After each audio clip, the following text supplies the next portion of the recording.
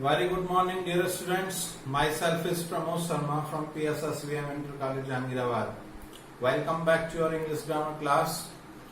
As you know, in English grammar, our topic transformation is going on, and we will study today. Its topic interchange of one part of speech for another. तो हमने 9th और 10th standard में parts of speech पढ़े थे, जिनमें से हम कह सकते हैं noun, pronoun, adjective, adverb, verb, conjunction, interjection. तो ये सारे हमने पार्ट्स ऑफ स्पीच पढ़े थे। यहां पर क्या है, आपको मेनली 4 पार्ट्स ऑफ स्पीच का स्टडी करना है, जिनमें नाउन रहेगा, वर्ब, एडजेक्टिव और एडवर्ब।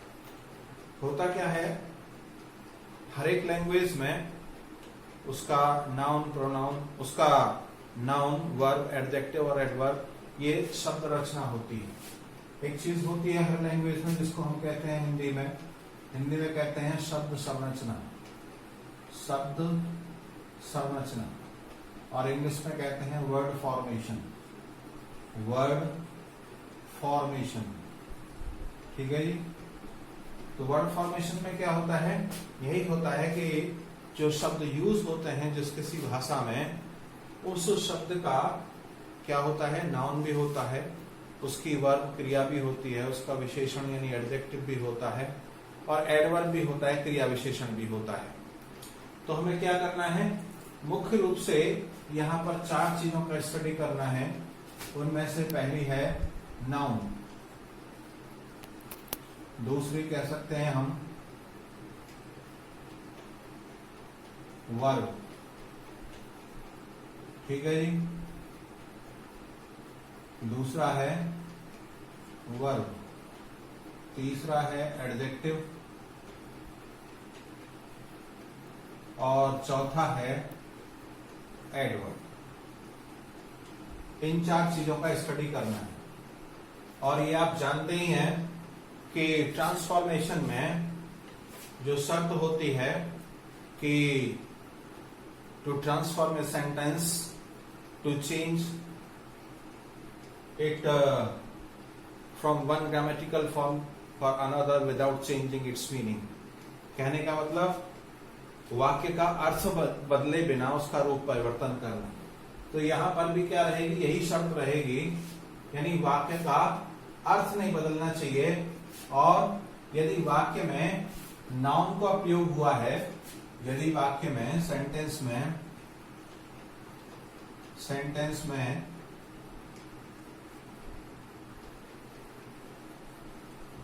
नाउन का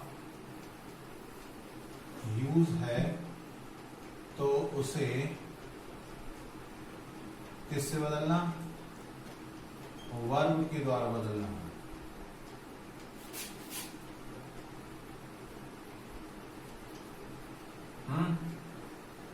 वर्ब को नाउन के द्वारा बदलना। ठीक है जी।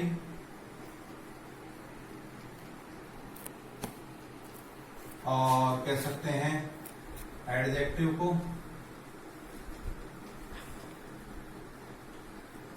एडवर्ब से रिप्लेस करना, एडवर्ब के द्वारा रिप्लेस करना। ठीक है जी। और एडवर्ब को एडजेक्टिव के द्वारा रिप्लेस करना। ठीक है। लेकिन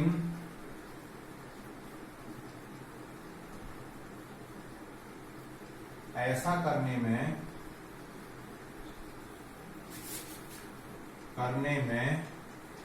सेंटेंस का मीनिंग नहीं बदलना चाहिए, नहीं बदलना चाहिए। ठीक है। तो मीनिंग यदि बदल जाता है तो उसका फिर सेंस गलत हो जाता है, तो वाक्य का अर्थ का अनर्थ हो सकता है। तो इसमें इस शर्त पर हम क्या करेंगे, पार्ट्स ऑफ स्पीच को बदलेंगे।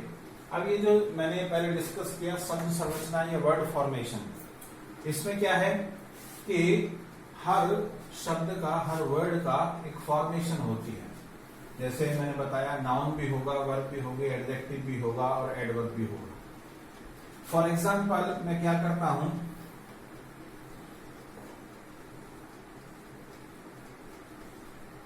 एक वर्ड लेता हूं, क्या, सक्सेस, SUCC, सक्सेस। क्या होता है सक्सेस माने? सक्सेस माने होता है सफलता, ठीक है जी। और ये वर्ड फॉर्मेशन में देखें तो कौन सा पार्ट्स ऑफ स्पीच है, ये है हमारा नाउन, ठीक है जी। अब मैं यदि इसकी वर्ब पूछूं आपसे तो वर्ब क्या होगी, इसकी वर्ब होती है सक्सीड, SUCCD। इसका हिंदी मीनिंग क्या होगा, सफल होना, है क्या ये वर्ब। यदि हम इसका एडजेक्टिव देखें तो एडजेक्टिव क्या होगा, सक्सेसफुल, सक्सेसफुल। क्या है इसका मतलब, सफल, और है क्या ये, एडजेक्टिव, ठीक है जी, एडजेक्टिव। और यदि इसका एडवर्ब देखें तो क्या होता है, सक्सेसफुली,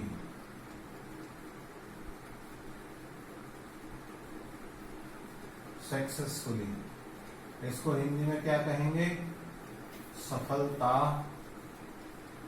पूर्वक। और ये क्या हो गया, ये हो गया हमारा एडवर्ब, ठीक है जी।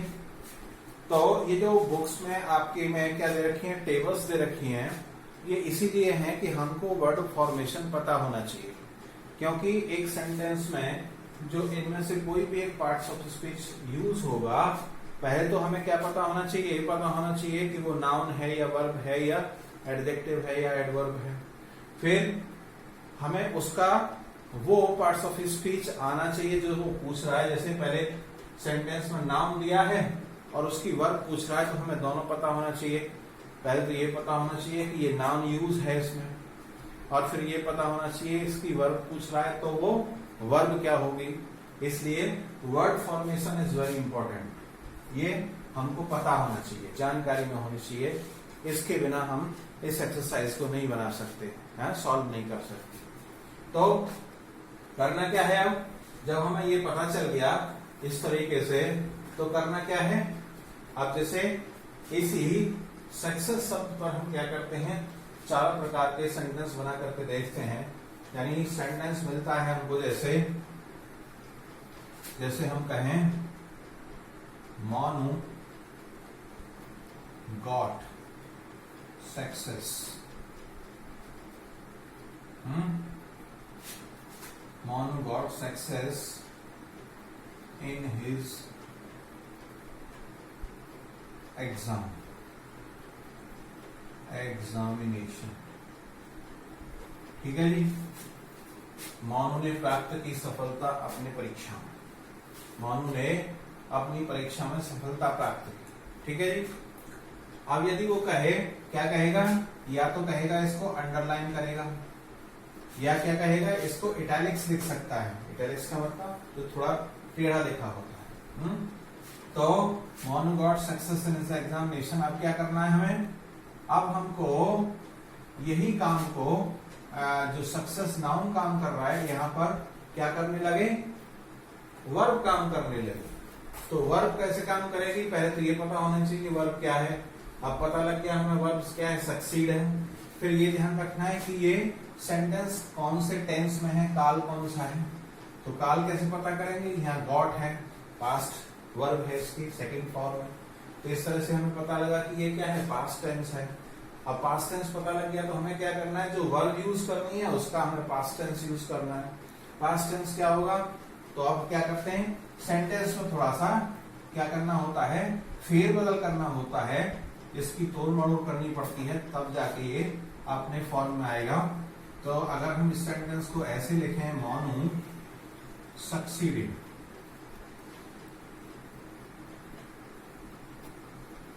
Monu succeeded in his examination,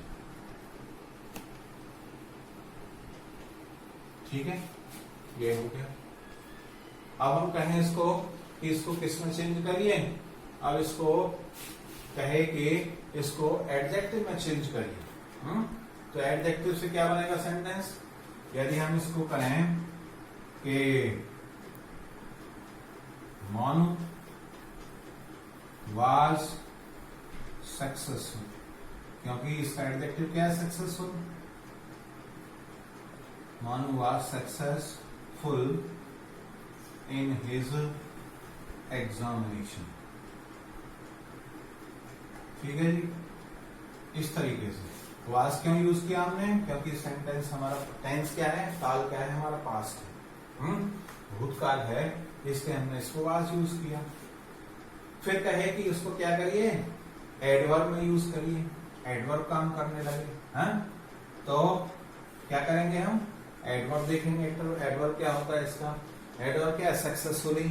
तो हम क्या करेंगे, सेंटेंस को फिर बदल करेंगे इसमें कि हमारा क्या करने लगे, एडवर्ब काम करने लगे, इसलिए सेंटेंस क्या होगा, यदि हम इसको लिखें क्या,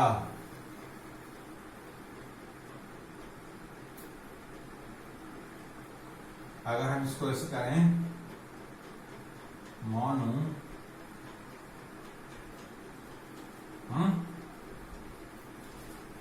क्या past,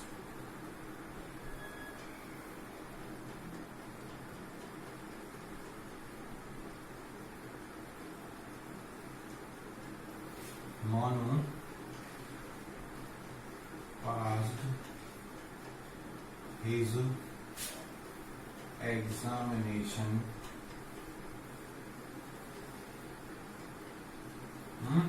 Monu passed his examination successfully, ठीक है जी।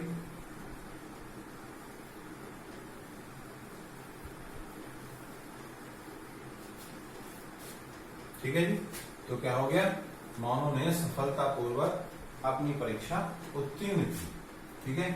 तो यहाँ क्या हो गया, ये एडवर्ब पर काम करने लगा। तो इस तरीके से हमें क्या करना है, इस तरीके से हमें इस पार्ट्स ऑफ स्पीच को एक दूसरे में इंटरचेंज करना है, ठीक है। और एग्जांपल देख सकते हैं कुछ, जैसे हो सकता है कि my friend does his work very careful, my friend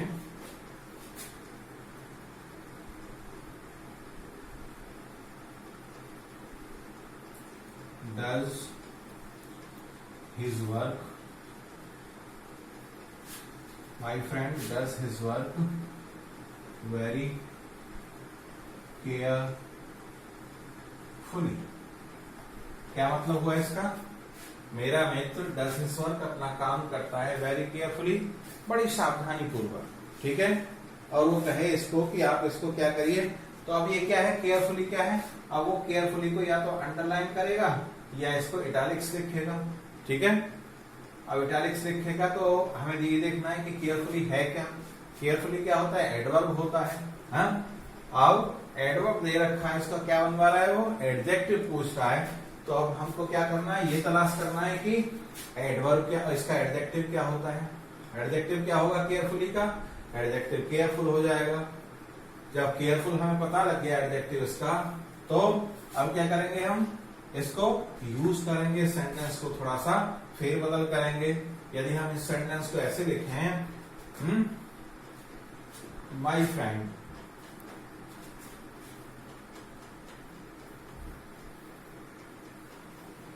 इसकी हिंदी क्या थी, my friend does his work very carefully, मेरा मित्र अपना काम बड़ी सावधानी पूर्वक करता है। तो यदि हम इसको लिखें, माई फ्रेंड इज, एडजेक्टिव क्या होगा? My friend is very careful. ठीक है जी, my friend is very careful in doing his work.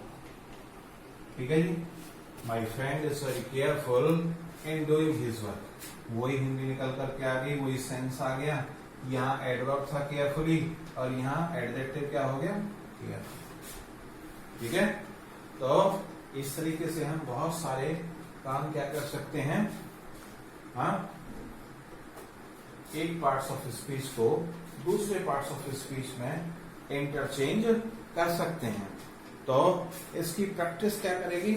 Practice आपको इसका सही प्रैक्टिस करने से आपको इसका सही नॉलेज मिलेगा, क्योंकि बिना प्रैक्टिस करने से कुछ भी नहीं होता है। कहते हैं ना, practice makes a man perfect. तो आपको ये तभी पता लगेगा। ठीक है ना, तो इसकी प्रैक्टिस करिए और प्रैक्टिस करने से ही आपको इसका, और कोई अगर प्रॉब्लम होती है, if you face any problem, you may ask me. Have a good day, thank you.